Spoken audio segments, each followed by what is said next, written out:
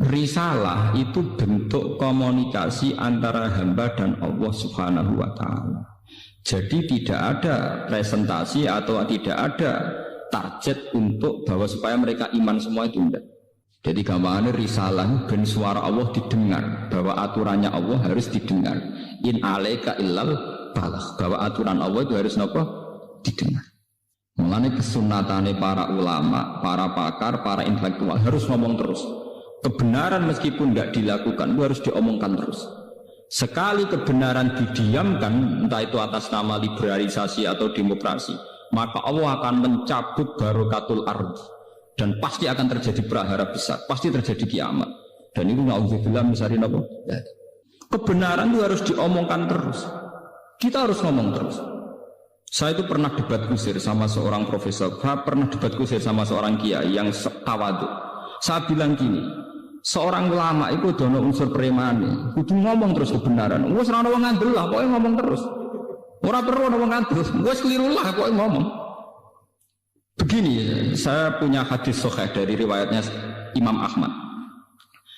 Inna Allaha ta'ala la yanzi'a barakatal ardi hatta la yuqala fil ardi lizalim antaz zalim. Allah tidak akan mencabut barokatul ardi sampai di bumi tidak dikatakan pada orang zalim antaz zalim. Sekarang begini misalnya, contoh paling mudah yang kita mendapat berkah. Contoh paling mudah kita mendapat berkah dari contoh ini. Sebetulnya atas nama etika Jawa, etika Jawa. Kita nanti tonggo lonte, itu sawangane secara etika wis urusane dewi-dewi. Ora usah mbok omongno iku lonte, sundel, sembuh pun. Tapi barokahnya kebenaran bahwa orang nakal harus kita katakan sundel lonte. Itu kelontean dan kesundelan akan tabu terus selama orang masih ngomong untuk lonte itu sundel, untuk orang BTS itu lonte atau sundel. Artinya apa? Orang masih jijik atau merendahkan derajat mereka yang berprofesi sebagai lonte atau sundel. Dan ini baik bagi agama, bagi keberlangsungan moral. Karena masih ada yang menjijikkan proses-proses yang salah. Meskipun kita sebagai ulama, sebagai tokoh masyarakat, tentu mereka kita kasih ruang taubat.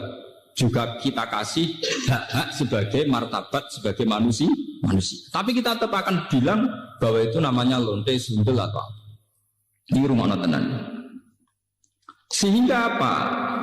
Dengan posisi masyarakat yang merendahkan derajat atau yang berprofesi lonte, orang inginnya itu dagang secara baik-baik, orang inginnya jadi PNS secara baik-baik, orang inginnya dapat uang lewat ternak secara baik-baik, karena mereka tidak mau resiko ngambil profesi cari uang yang resiko dihujat masyarakat. Baik. Bayangkan nanti mungkin di era anak cucu kita, orang yang lonte, yang sundel dibahasakan itu hak asasi. Sehingga orang mungkin generasi anak cucu kita sudah tidak ada istilah lonte sundel. Setiap perilaku sosial dianggap hak asasi. Dan itu awal dari tidak ada agama. Awal dari tidak ada agama. Karena kemudian sing ternak ya hak asasi, sing lonte dianggap hak.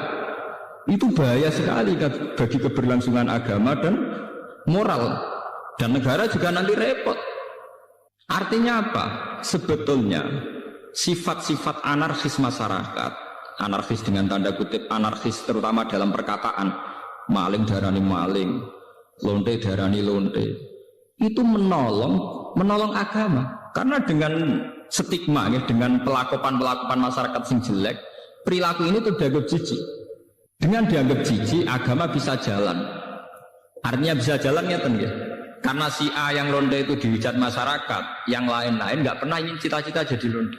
Sehingga masyarakat akan, bahkan mungkin anaknya lonte sendiri, karena tahu nasib ibunya dihujat, juga bercita-cita tidak jadi lonte. Coba kalau tidak mendapat hukuman dari masyarakat, ibuku begitu juga tidak ada apa-apa. Paham ya? Makanya lonte dan apa akan subur di masyarakat yang sudah tidak peduli dengan nilai-nilai ini. Misalnya di kota-kota besar atau di kawasan lonte. Karena sesama lonte saling tidak mengatakan tabu. Makanya aman. Dari itu kalau terkenang hadis riwayat Ahmad, Allah tidak mencabut barokatul ardi sehingga orang-orang zalim tidak dikatakan antas. Itu bahaya sekali kalau kita sudah tidak peduli terhadap itu. Nah, risalahnya Allah kepada Nabi Muhammad itu sing penting bahwa benar dikatakan benar, salah dikatakan salah. Tidak harus gol, tidak harus apa? Gol. Makanya kalau setuju wonten riwayat hadis dan ini sahih, idza zaharatil fitanu wal bid'u falyudhiril alim ilmahu. Ketika ada fitnah, ada bid'ah, orang alim sepenting ngetokno ngalime, ora malah tawaduk muni kula mboten derek-derek. Falyudhiril alim ilmahu. Orang alim harus menunjukkan kealimannya. Sing alim kudu ngaku ngalim. Paham? Aja sing alim ngaku bodoh. Bahaya. Tawaduk sing bahaya. Falyudhiril alim ilmahu. Sing alim kudu ngaku ngalim. Kalau tidak, wa illa fa'alaihi la'natullahi wal malaikati wan nasi asma. Itu akan dekat laknat. Karena kalau kebenaran tidak diomongkan, maka nilai masyarakat pasti kacau. Pasti apa? Kacau. Misalnya begini, ini contoh dan peringatan sekaligus. Contoh dan peringatan. Wong-wong sing derek toreko, sing derek ngaji kula teng mriki, kudu tunjukno bahwa kita lebih bahagia. Haram ke melok toreko nek ijek kesak-kesik, ijek mesombat-sambat ra di dhuwit. Dosa gedhe. Elek-eleki toreko. Kowe sing ngaji ning kene kok ora iso seneng yo haram. Elek-eleki wong ngaji.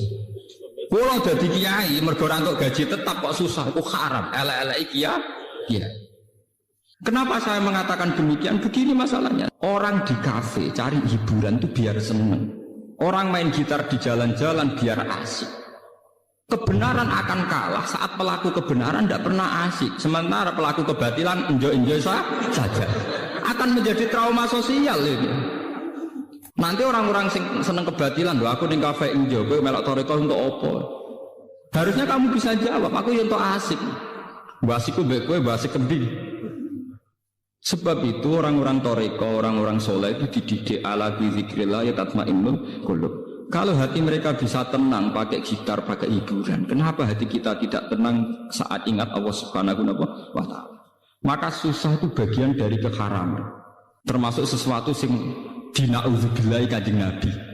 Setingkat kekafiran, kemusyrikan dan kemaksiatan. Termasuk susah juga haram. Haram.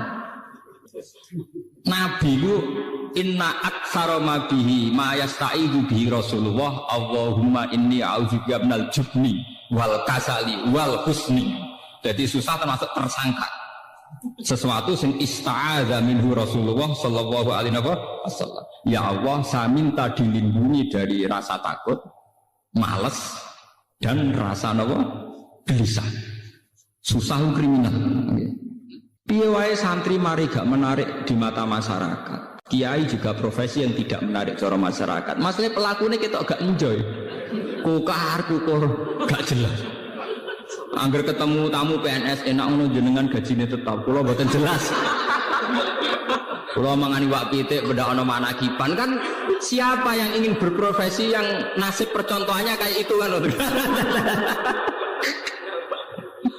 Lho kula nu termasuk kiai sing ora tau susah. Niku akeh sing gawok. Gus jenengan dadi kiai kowe detok penang. Kula nu malah walian banyak guru-guru yang soal saya padahal PNS.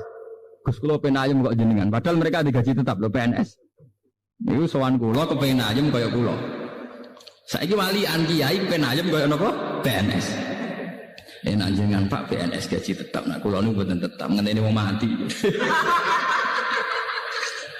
Kalau udah cerita, bapak ini ku mudin itu tukang rumah wong mati, anak mondok teko, angger teko tak mondok agak tidur, itu nggak menjalur duit, kurang wong mati.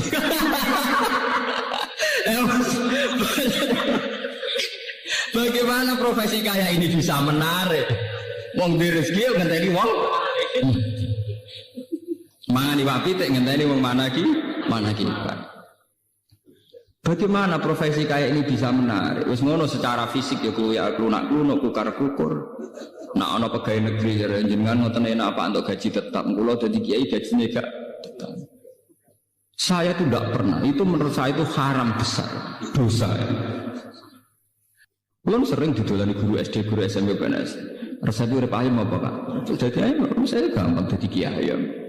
Tapi kiai penghasilannya kan gak tetap dari sopo, gak tetap penghasilan harus gini pengiran tetap. Malah goblok kamu. Rezekimu ngenteni tiap bulan. Rezekiku gak tetep kok saking sering gak tiap bulan. Aku kadang rezeki tiap dino. Berarti kan nak sering di duit. Malah goblok meneh darah rezeki mesti duit malah goblok meneh. Rezeki ora mesti duit, sehat ya rezeki, seneng ya rezeki. Itu malah jadi bodoh meneh darah rezeki mesti napa? Duit. Itu penyempitan ilmiah. Nak wong intelek ciri utamane ora goblok kamu. Termasuk goblok darah rezeki mesti napa? Duit. Berarti enak gak jadi enak banget. Jadi jelas. Eling lho nggih, termasuk susah itu ista'adza minhu Rasulullah. Inni a'udzubika minal jubni wal kasal wal hazan. Susah. Termasuk masalah utama umat Islam sekarang, kenapa tidak bisa kompetisi? Karena mental susahnya itu menghantui. Bagaimana orang bisa kompetisi, aman-aman susah, kukar-kukur? Tidak bisa. Orang bisa kompetisi itu kalau fresh, kalau dalam keadaan sigap, berlapang dada. Nabi ku iso hebat, itu termasuk rumusnya Sito. Alam nasroh lakanapa sadrak, karena berhati lapang. Sementara problemnya wong soleh teng Indonesia, angger wong soleh ku identik mbek klunak-klunuk, kukar-kukur, sumpek. Dan itu dirasa tidak dosa. Mergo nyongkone dosa mbok zina mateni wong dan sebenarnya itu bagian dari dosa. Salah. Saya punya banyak ayat tentang ini, misalnya ngeten. Qul bi fadlillahi wa bi rahmatihi fa bidzalika falyafrahu huwa khairum mimma yajma. Wong Islam kudu yakin nek wis dikai fadhole Allah rahmati Allah kudu seneng. Wong nek wis iso seneng luwih hebat timbang liyane. Tapi kita seneng masalah, mergo dibunuh oleh tomak kita. Soal seneng dadi kiai nak santrine akeh undangane akeh. Seneng kok repot. Ngenteni santri akeh yo nak ora. Ngenteni undangan akeh yo nak ora. Nak cara hikam mulai ngajari gampang. In aratta antasta'izza bi izin la yafna ya fala tasta'izza bi izin sing yafna. Kalau kamu ingin punya harkat yang tinggi dengan derajat yang tidak pernah lapuk, tidak pernah hilang, maka kamu jangan merasa terhormat oleh sesuatu yang mudah hilang. Misalnya kados kula wonten kiai, nganti saiki gitu pengaruh. Tapi kula mboten bodoh, kula ora ngarah seneng perkara sing ngaji akeh, seneng mbek sampean-sampean ora jelas-jelas mboten ngarah. Karena ini sesuatu yang bisa hilang. Bisa napa? Saya ngaji di sini seneng karena saya melaksanakan perintah Allah. Perintahnya Allah pada ulama disuruh ngajar. Saya ngajar berarti sedang dalam posisi perintah Allah. Dan saya pasti senang karena dalam bingkai perintah Allah Subhanahu wa taala. Titik. Dan itu seneng yang abadi. Sehingga yang ngaji 10 ya saya enjoy, yang ngaji 5 ya enjoy, 2 ya enjoy. Karena sama-sama dalam bingkai perintahnya Allah Subhanahu wa ta'ala. Sehingga kesenangan saya akan abadi. Jika kamu ingin luhur dengan sesuatu yang tidak hilang, maka jangan luhur dengan sesuatu yang bisa hilang. Misalnya bergantung senangnya manusia, bergantung rezeki, bergantung uang. Itu sesuatu yang mudah apa? Hilang. Kalau nanti tanglepi. Nah, misalnya jenengan terus jatuh, orang sing seneng jenengan, orang sing hormat be jenengan. Jatuh kuning, dia atau jatuh paling banter wong ra seneng. Gampang toh. Nek jadi murid yo ngak ngibadahe mulang, nek jadi murid ibadah sabar gampang. Allah ora kurangan stok cara ibadah. Kena ada duit ngamalam yo infak, nek ada duit ngamalam sabar gampang. Artinya saat kita mulang yo fi amrillah dalam perintah Allah. Saat kita karena ada alim juga tidak punya pengaruh, sabar ya dalam perintah Allah. Ojo sampai kowe kriminal terus. Pas mulang santrine akeh niat riya, pas rada santri drengki, lha iku sempurna elek. Mu pas mulang ora bener niat riya, pas dhewean jebule drengki, elek-elek wong. Nah, kalau orang sudah punya mental demikian, itu benar-benar ma anzalna alaikal qur'ana napa litasqa. Bahwa resep Al-Quran Al-Karim itu tidak resep yang membahayakan, tidak resep yang membawa cilaka. Saya itu pernah di seminar ditanya, Pak, bagaimana Anda bilang kalau konsep Quran tidak membawa celaka, sementara di antara konsep Quran itu jihad. Jihad itu perang, perang itu membawa kematian. Kalau dalam bahasa militer, orang itu kalau tidak perang itu sama dengan membunuh satu keluarga. Tapi kalau perang yang mati itu hanya satu. Begini misalnya, ketika Nabi di Madinah punya kekuatan, taruh saja yang pernah nyata itu 300 orang. Wong kafir 700 wong misalnya dalam perang Uhud nopo Huntang misalnya. Umpama Nabi ditantang Abu Jahal CS kok gak wani. Itu artinya apa? Nabi mateni wong sak Madinah. Karena kampungnya pasti di bumi hanguskan, yang dibunuh itu perempuan, laki-laki dan anak. Tapi Nabi ketika maju perang paling sing mati mau 70 selawe iku ora mesti. Mboten apa? Mesti. Jadi konsep perang adalah konsep penyelamatan. Justru dengan perang itu yang selamat lebih banyak. Wong pinter oleh mikir dangkal. Saat pengusiran Belanda, pengusiran Jepang dari bumi pertiwi Indonesia, sing mati hanya para pahlawan. Umpama pas iku pahlawan kita tidak perang, mungkin sampai sekarang kita jadi anak turunnya Belanda, jadi budak sampai saiki. Barokah perang, sing mati hanya para pahlawan. Mungkin di bumi hanguskan. Jadi semua konsep Quran itu tidak ada yang bawa cilaka, itu tidak ada. Sebab itu di Quran yang tafsir yang masih orisinil itu wala tulqu bi aidikum ila tahluka. Bitarkil jihad. Tafsir-tafsir yang masih orisinil. Jangan jatuhkan kamu, jangan menjatuhkan diri kamu pada kerusakan. Bitarkil jihad.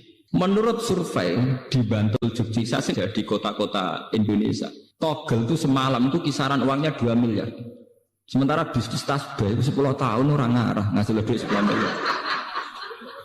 Artinya apa? Kalau sudah ada tidak moral agama, global ini. Artinya apa? Kalau sudah tidak ada moral agama, maka pakar-pakar ekonomi akan melirik prospeknya perdagangan wanita, dugem dan prostitusi karena jelas-jelas menghasilkan uang. Tapi karena masih ada moral, tentu ini tidak bisa dilirik karena masih dianggap kriminal. Ngerti? Uang sepakat lah, bisnis tasbih kondom mesti prospek kondom. Wong yo sepakat. Misalnya minyak itu kesunatan Rasulullah, saya bisnis minyak bir itu prospek apa? Paham ya? Artinya begini ya, bahwa jalan-jalan pintas ini tidak ditempuh oleh negara kita karena kita masih negara yang apa religius. Kalau mau jalan pintas, Indonesia bisa ngalahkan Hong Kong. Coba sekarang misalnya Bali dijadikan kayak Hong Kong, Batam dijadikan kayak Nevada atau Las Vegas, selesai. Bisnis kayak gitu tuh cepat sekali. Coba, sampean pikir. Makanya saya hanya minta, kalau mereka berkompetisi dalam politik ya yang serius, tapi yang baik. Saya adil ngomong ini karena saya tidak politik. Tapi saya dukung teman-teman saya itu asal waras, otaknya waras, terus hatinya dia apa? Waras. Ojo malah bareng mewakili partai Islam di sini tertangkap selingkuh, malah perkara, malah jadi perkara gitu. Tapi yang jelas kita harus terima kasih sama kompetitor, sama pelaku-pelaku politik karena ini menjaga nilai apa? Makanya kita terima kasih sama ketika kerja sama Pak Karno, Pak Nasir, Kiai Maskur, Kiai Wahid Hasim dan Sinten Mas Agus Mansur dan sebagainya tokoh-tokoh besar. Dulu itu termasuk sila ketiga sing menapa keadilan beradab. Indonesia itu ketuhanan Yang Maha Esa terus termasuk bangsa sing menapa beradab. Beradab ini penting. Sebenarnya saat itu sudah ada misalnya rumus-rumus ekonomi negara sosialis sama rata sama rasa. Negara-negara yang anti nilai agama akan menjual apa saja. Sama tak ceritani Indonesia kok cepat sugih piye. Batik ning gone Solo ning Yogyakarta mikir najis bareng. Kesuwen sugih. Mergawe kok ana mikir najis, ana mikir mulado mutawasif. Sementara Cina bekas kondomnya dadi aksesoris. Kondommu kontaineran. Mlebu ning pabrik dadi napa? Aksesoris ora ana najis. Indonesia kok ora boros piye?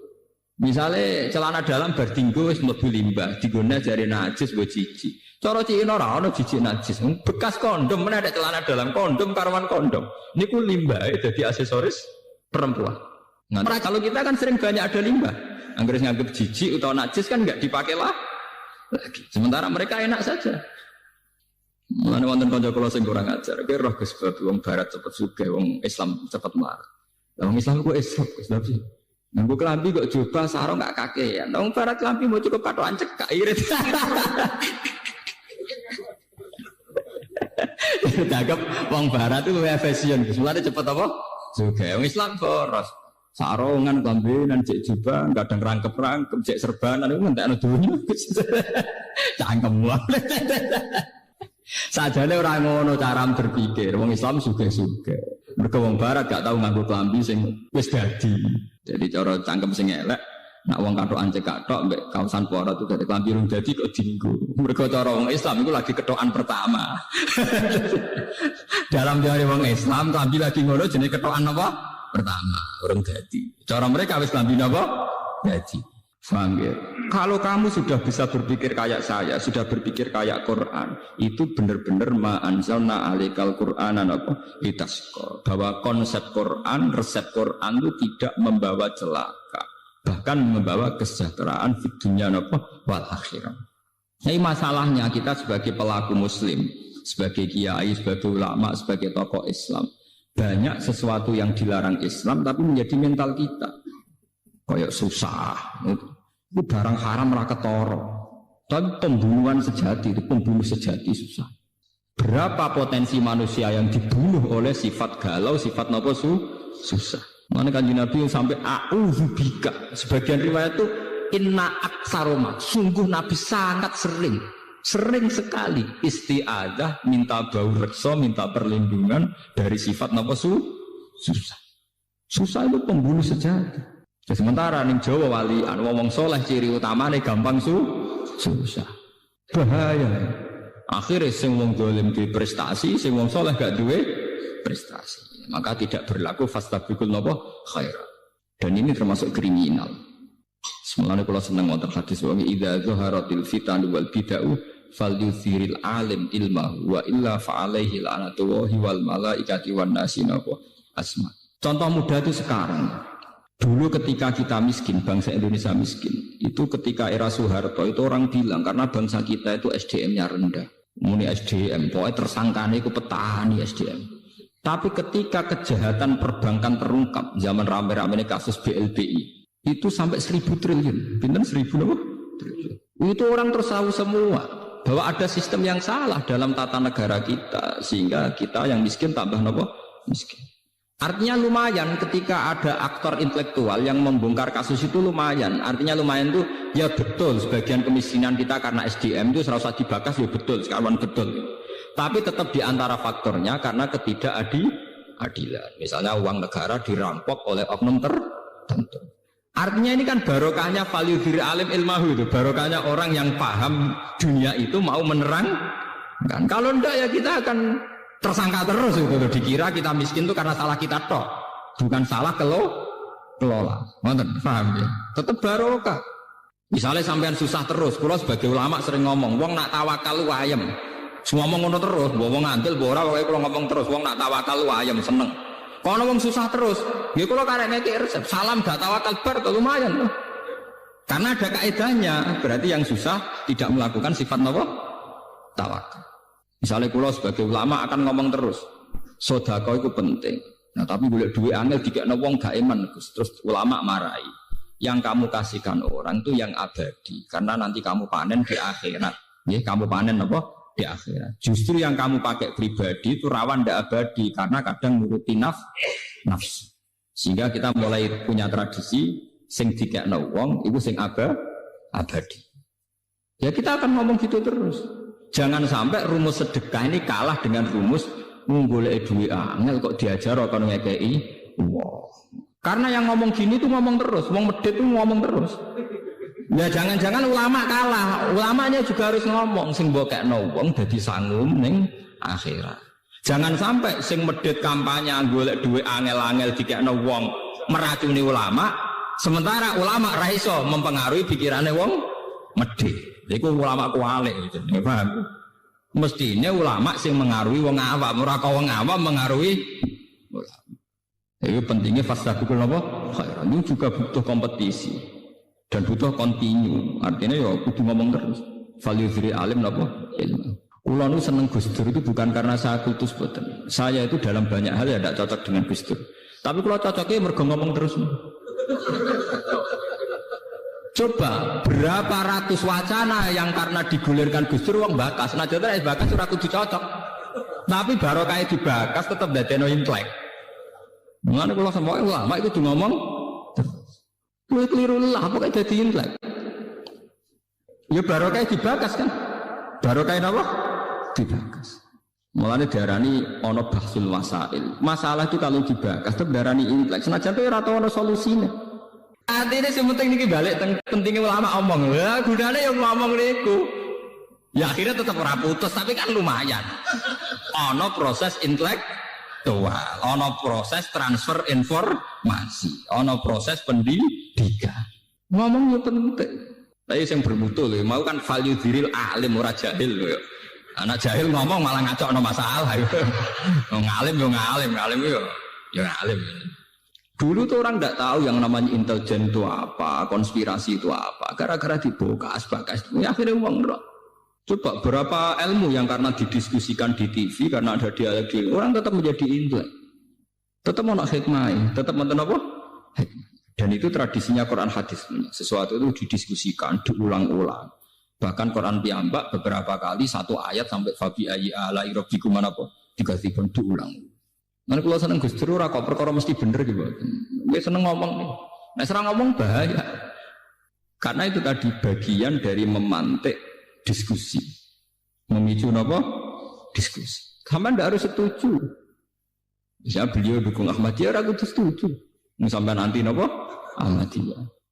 Tapi cara bahasa Gus Dur dalam istilah hukum hak asasi manusia, ini selera dukung Ahmadiyah, dukung hak asasi manusia, repot, orang sambung tuh. Cek sambung, cek rasa sambung, makanya dibagas-bagas dari roh. Akhirnya oke, NU tahu, oh Ahmadiyah itu ono atau jebule. Kesauri-uripe ini ki RT ra tahu krungu makhluk jenenge Ahmadiyah. Bareng krungu langsung anti. Bareng anti, lho Mbah kok jenengan anti. Wah Ahmadiyah pokoke sesat ngene-ngene. Lah wonten nopo? Ono jarene TV ono. Ada dene dhewe ra tau roh. Ya barokah diskusi. Makanya kalau nyuwun jamaah yang mriki napa sinten mawon. Orang itu harus jangan merasa pinter sendiri, harus mau berwacana, berdiskusi. Mojo sinau dhewe nang kuamar babah kitabe kuno baleni kuno terus noso paling bener mergo sakral. Pemenen lampune ublik terus sakral dhewe. Kadang kita itu kultus itu karena fisik. Nggale dukun ning desa ngisor pring, rata waktu sawangane muandi. Tapi nek wis ning gone lobi hotel muacak nggawa HP, sawangane wis gak mandi. Lha iku jenenge wong ku kena justifikasi, kena napa? Wong ngoten niku. Manusa pancen ngoten niku. Seakan-akan diskusi modern itu pasti sekuler, yang salah pasti benar, tidak bisa begitu. Bapak dukun ngisor kali, ngisor wit, golekane wangel, mobil ra iso, sepeda motor gak iso. Wonge ra tau watus, wa tak watu. Sanjen sawangane mandi tenan. Jajal kowe ning dukun, HP-ne wis 3G, omahe rumpesi, sawangane kan rapati napa? Mandi. Padahal iso wae kowe mandi timbang sing ning ngisor napa? Kali. Nah, tapi manusia itu mudah terjugas di wong salaf sing pegawaiane ning omah, balene kuno sinau kitab-kitab kuno. Sawangane mesti wong bener. Sementara sing modern itu gawe organisasi nyelametno umat, sawangane wong mlete. Tapi sawae cara Allah bener sing itu, mergo sing itu elek-elek sing ngurmati umat Kanjeng Nabi. Sing ning omah terus egois ngurusi awake dhewe. Paham ya? Cek barokah sing itu. Ijak ngurusi wong akeh. Khairun nas anfa'uhum linnas. Sing tengok-tengok ning omah kok ngurusi awake dhewe. Paham ya? Meskipun tetap wong soleh lho nggih, tapi tingkat kesolehane tetap tinggi sing anfa'uhum linnas. Nah tiang-tiang ngeten terus dijak diskusi ya kaget terus. Napa? Ya, tapi alhamdulillah sampai kula jadi purun tiang-tiang ngoten purun. Di kula ya termasuk yang modern sing ikhlas. Gawang ikhlas ora hawane, dadi ora kulon be modernan yang sepon tak jadi diskusi kulon cek purun. Mergo hawane gawa akhirat, kulon modern aja gawa akhirat. Ora kaya sampeyan yo seneng donya tenan.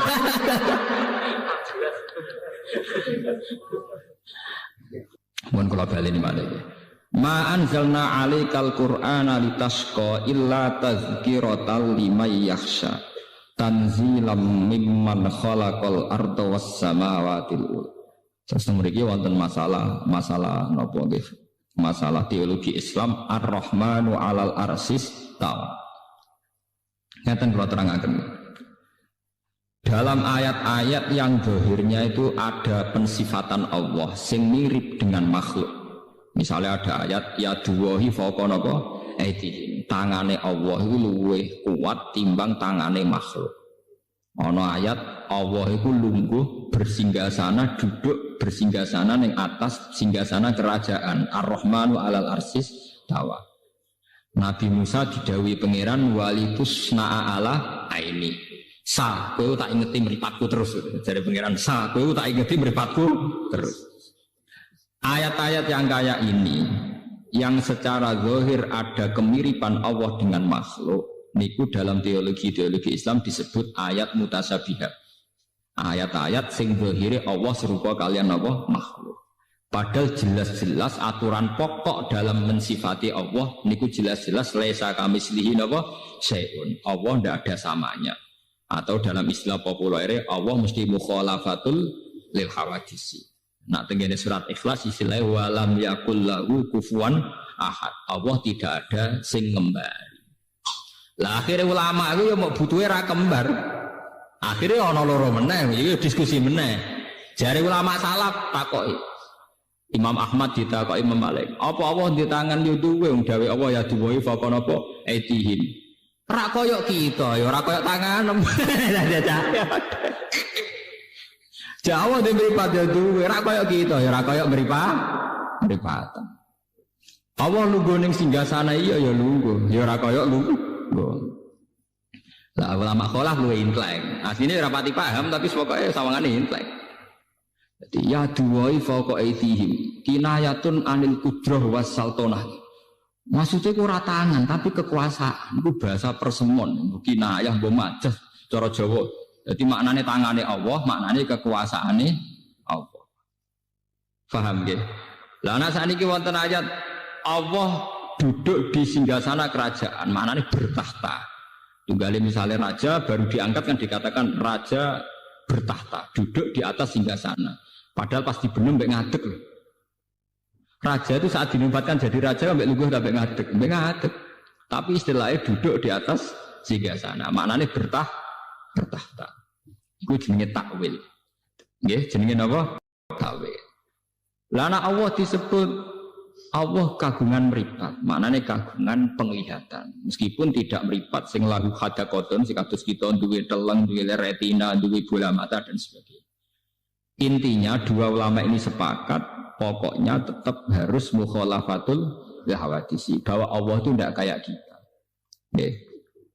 Tapi masalahnya Allah siambak kalian manusia saat menjelaskan hukum manusia. Niku pasti pakai perangkat media yang dipahami manusia. Misalnya ngeten. Mata itu bisa melihat sesuatu kalau benda yang dilihat itu memancarkan sinar.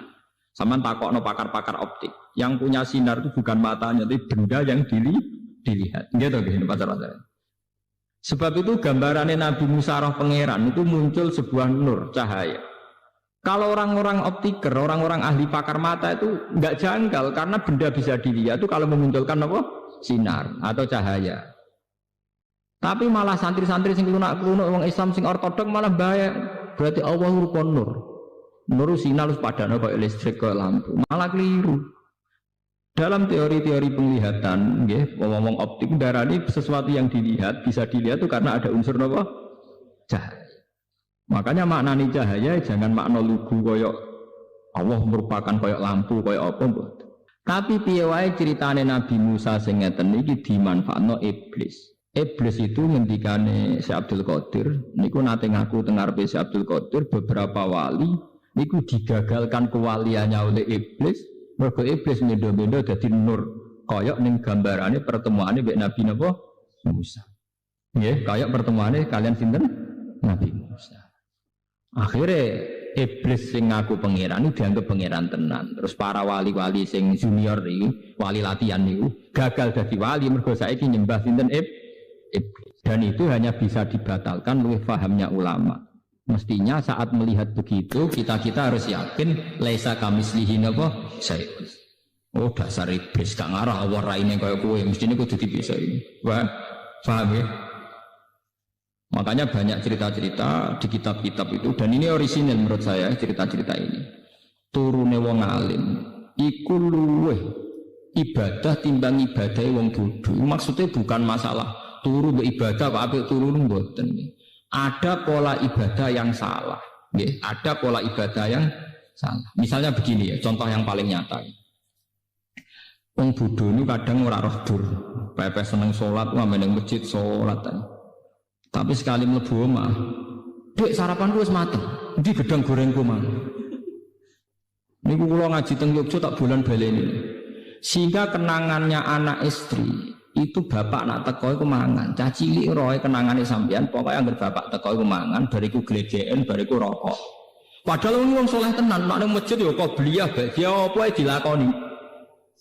Tapi ketika di rumah khas sebagai manusia sing koyok kewan golekane pakanan, nah iku kental. Ngamuk perkara rokoke ilang, mbok ngamuk perkara rung disediani mangan, mbok ngamuk perkara gedang gorengnya dikekno anake. Padahal jatahe dekne. Ini melahirkan memori yang buruk, memori yang apa? Buruk.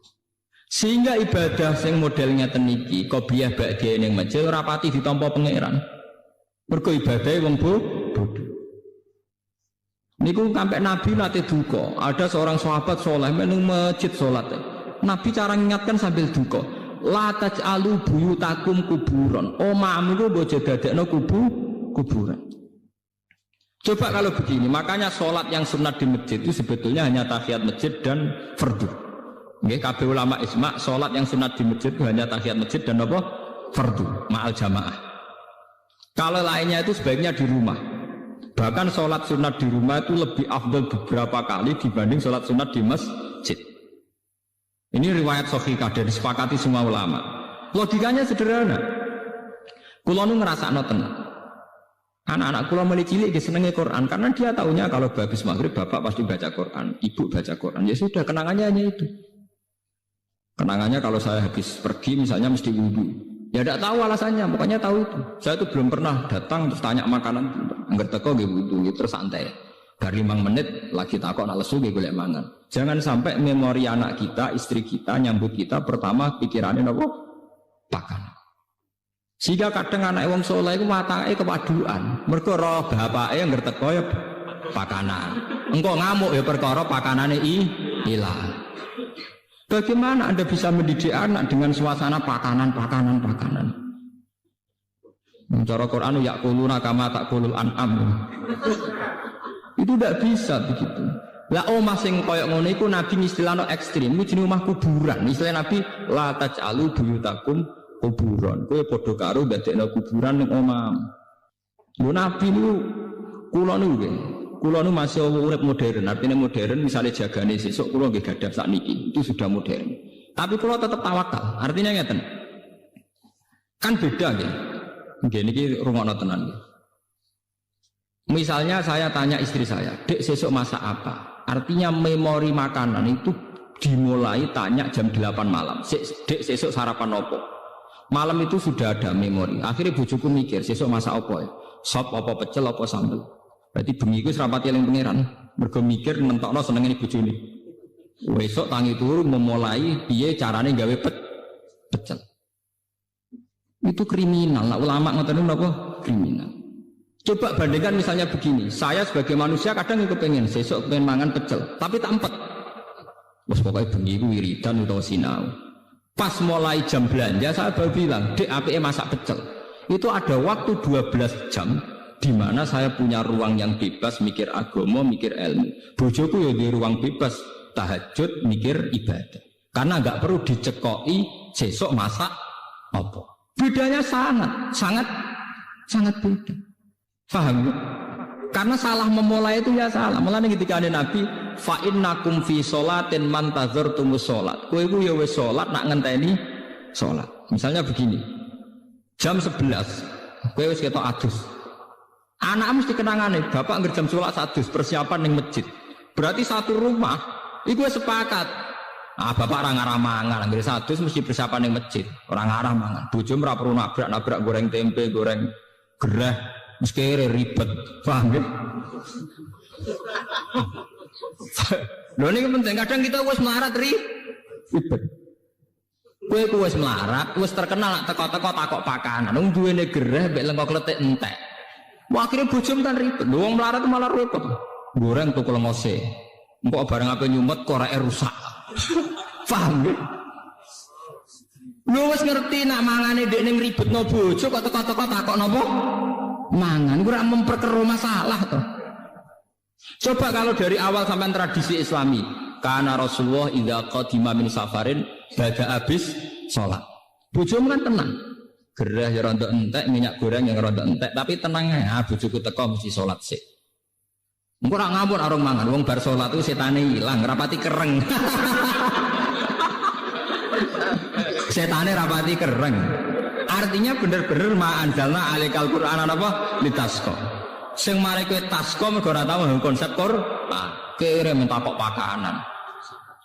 Wah, akhirnya kayu entek, bojone nyebal-nyebul kompor barbar. Tetep ra mateng-mateng ngomah. Bareng diamuk sesuk bojone nglawan. Kon masak ngono suwi, ora suwi Mas, duwe ra duwe gara-gara kowe. Wah, akhirnya malah parah. Luwih parah meneh kan. Menggugat aslul masalah. Coba kalau sama Nes terkenal ning arepe bojo manamu. Itu harus dilatih. Saya sendiri juga hingga detik ini melatih. Ibu bojo kula nu paling tenan, mboten. Dadi gamane nyedakno mangan kula kok keliru, wis yakin gak ngarah bojoku ngamuk urusan pakanan. Wis pede pol wis.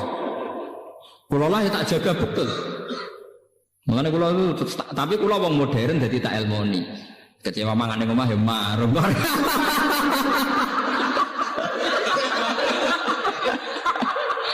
Repot. Tapi yang penting kan menjaga harmonisasi keluarga.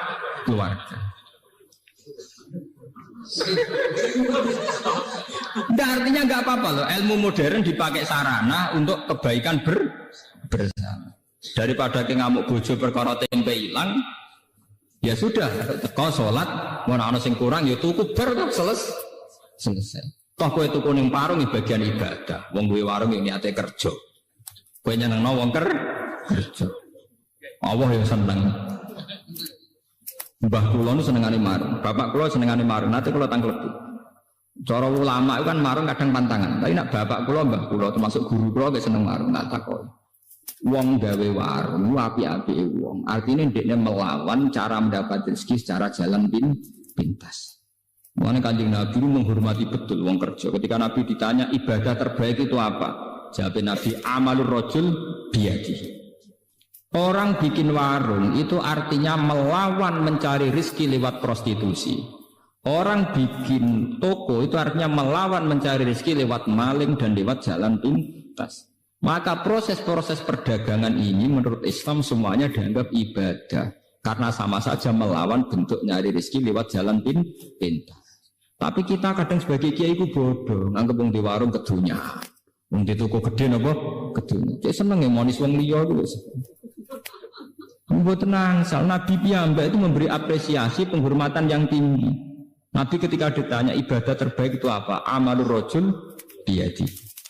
Nabi pernah ditanya ayul kasbi atyab qol amalur rajul biyadihi wa kullu bai'in mabrur. Semua perdagangan itu ibadah.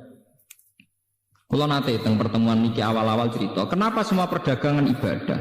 Wong melarat di KIU kadang izin, mergo merasa tidak memberi apa-apa. Tapi nak sampean duit 100 juta, terus mergawe, itu tetap barokah. Rezeki ini nyiprat ning supir itu barokah. Ning gone tengkulak gini apa? Barokah. Ning karyawan gini apa? Barokah. Engko nak kowe mblebedu di satpam ya barokah bagi keluarga apa? Sehingga Nabi itu penghormatannya itu tinggi sampai dimasukkan yang terbaik dari kalian yang melakukan tijarah perdagangan secara baik karena akan melahirkan sistem ekonomi, sistem ketahanan kehidupan. Jadi kadang-kadang itu jadi kiai kulata, angger mergawe dianggap gedul. Ngantar kula nu anggere nganti sakniki teng pasar. Kula tunjukno bahwa ndak keliru orang menganggap kiai ning pasar ku elek. Kula anggere ning pasar jajak. Angger kepen apa ya tuku, seneng tuku mangreng, gampang. Bojo ora kangelan aku ya seneng selesai. Kadang didramatisir, wong itu nak masak sing lanang ora mangan niku tersinggung ngene. Nang ada sing lanang tersinggung, sing wedok tersinggung. Nang perkara mangane kok tersinggung. Tersinggung krana pangeran ya kena to. Tersinggung gak perkara gedangku.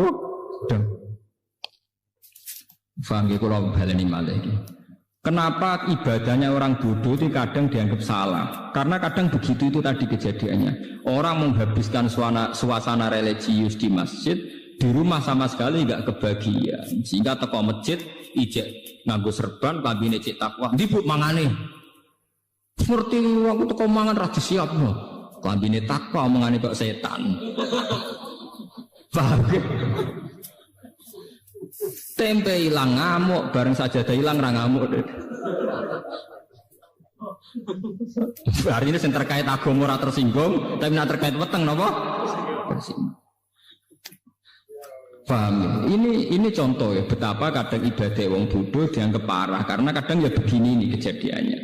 Begitu juga ada Jawa. Ada Jawa dari anak tamu sing ramah, ambek tonggo sing ramah. Akhirnya ambek tuamu ramah, simpel pitik sigono tamu. Sayap di sugono tamu, anaknya pemek sidik, goblok, gue tamu itu. Artinya apa? Api edintek none wong liya, anaknya mau keduman sifat elek. Nak kula boten cocok. Kula ditamu nggih tak hormat, anak nggih tak hormat. Nak ning Jawa walian, misalnya kula dadi kiai atau dadi bos atau dadi wong lanang. Cepet duduk masak, iku ana tamu. Goblok tamu wis lak mulai nang mateng. Kowe kok ngekeki mangan tamu iku umpama untuk ganjaran. Iku mbok akeh ndi mek dosane kenyentaki bojo. Paham? Misalnya ke kiai sekejadiannya ngoten, kiai kadang nyentaki santri, ini mergo kon khususu hormat tamu. Umpama hormat tamu itu ibadah, tapi ambek ngomak ngamuk iku mbok akeh ndi dosane, paham? Lah ini namanya kebaikan sing dientek-entekno. Ambek tamu alus tok. Gamane tamu untuk ndoket tok. Sing dikongkon kok eri tok. Lha iku ora oleh cara Islam kudu seimbang. Dibale mau ning masjid. Masjid untuk sholat fardu, untuk qobliyah, untuk ba'diyah, aja untuk deresan Quran. Bareng tok omah, bakasane gedang goreng, njuk kopi, njuk teh. Dadi omahe tersinggung. Cara tanah sing ning omah napa dadi yo cah bareng amen bakas gedang goreng kok. Makanya Nabi dawuh kesunatane sholat itu gonta-ganti nggon.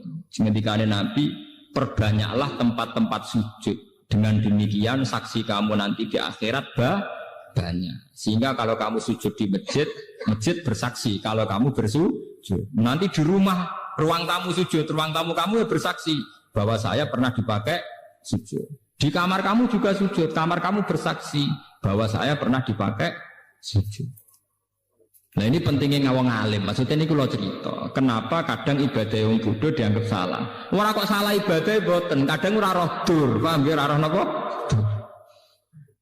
Maten boten ibadahnya nggak apa ibadah.